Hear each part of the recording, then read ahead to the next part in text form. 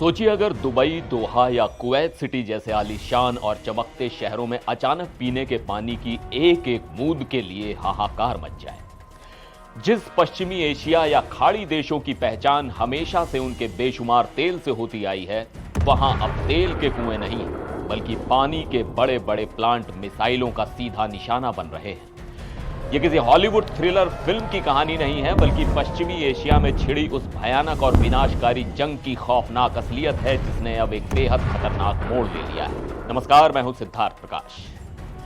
28 फरवरी को इस पूरे फसाद की शुरुआत हुई थी। अमेरिका और इजराइल ने मिलकर ईरान के न्यूक्लियर प्रोग्राम और अहम मिसाइल ठिकानों पर अचानक से बहुत बड़े और विनाशकारी हमले कर दिए। नतांज और फोर्डो जैसे बेहद सुरक्षित ठिकानों को पूरी तरह बर्बाद करने की कोशिश की गई। इसके पीछे मकसद बिल्कुल साफ था, ईरान की बढ़ती सैन्य ताकत को खत्म करना और वहां की सत्ता को पलट देना। लेकिन इसके तुरंत बाद ईरान ने जो भीषण पलटवार किया, उसने पूरे इलाके में खलबली मचाकर रख दी। ईरान ने बदला लेने के लिए सिर्फ इजराइल या अमेरिकी सैन्य ठिकानों को ही निशाना नहीं बनाया, बल्कि Saudi Arab, UAE, Qatar, Bahrain, Jordan, Oman और कुवैत में मौजूद उन तमाम फैसिलिटीज पर ताबड़तोड़ मिसाइलें दागी जहां से उसे अपने लिए खतरा महसूस हो रहा था। शुरुआत में तो इस पूरी जंग का सीधा असर दुनिया भर में तेल की सप्लाई और उसकी आसमान छूती कीमतों पर पड़ा। होर्मुज जल डमरू मध्य यानी स्ट्रेट ऑफ होर्मुज जैसे अहम समुद्री रास्तों में भारी तबाही देखने को मिली। लेकिन अब जो मंजर सामने आ रहा है वो तेल के संकट से भी कई गुना ज्यादा डरावना है। अब निशाने पर तेल के कुएं या रिफाइनरी बिल्कुल नहीं है, बल्कि डीसैलिनेशन प्लांट आ चुके हैं, यानी वो आधुनिक प्लांट जो समंदर के खारे पानी को मीठे और पीने लायक पानी में बदलते हैं।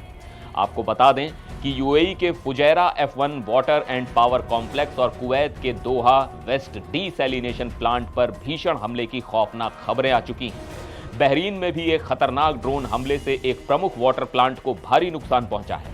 और दूसरी तरफ ईरान का खुद ये दावा है कि अमेरिकी हमले में होर्मुज के पास मौजूद उसका खेश्म आइलैंड का फैसिलिटी सेंटर तबाह हो गया है, जिससे वहां के 30 से ज्यादा गांवों में पानी की सप्लाई पूरी तरह ठप हो गई है। आखिर पानी पर हो रहे ये मिसाइल हमले इतने ज्यादा खतरनाक क्यों माने जा रहे हैं?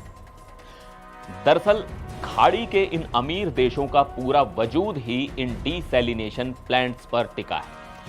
इन देशों की 90% से ज्यादा आबादी पीने के पानी और अपनी रोजमर्रा की सभी जरूरतों के लिए इन्हीं प्लांट्स पर पूरी तरह निर्भर हैं। ये सभी रेगिस्तानी इलाके हैं जहां प्राकृतिक मीठे पानी के स्रोत बिल्कुल ना के बराबर हैं। अगर पश्चिमी एशिया में मौजूद ये 56 बड़े डीसैलिनेशन प्लांट बंद कर दिए जाएं या इन्हें बर्बाद कर दिया जाए, तो दुबई, कुवैत सिटी, दोहा और मनामा जैसे दुनिया के खूबसूरत शहरों में जिंदगी कुछ ही दिनों में पूरी तरह थम जाएगी। पानी के बिना लोगों को अपने शानदार घर छोड़कर शहरों से भागना पड़ेगा और रेगिस्तान में एक भयंकर पलायन शुरू हो जाएगा। एक्सपर्ट साफ तौर पर मानते हैं कि यह बिना किसी बड़े विश्व युद्ध की घोषणा किए इन शक्तिशाली देशों पर भारी दबाव बनाने की एक सोची समझी कूटनीतिक और बेहद खतरनाक चाल है। आधुनिक युद्ध में इसे एसिमेट्रिक वॉरफेयर कहा जाता है।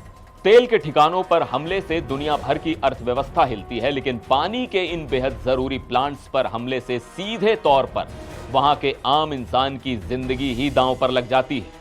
पानी की किल्लत का असर तेल की कमी से भी बहुत ज्यादा तेज और खौफनाक होता है।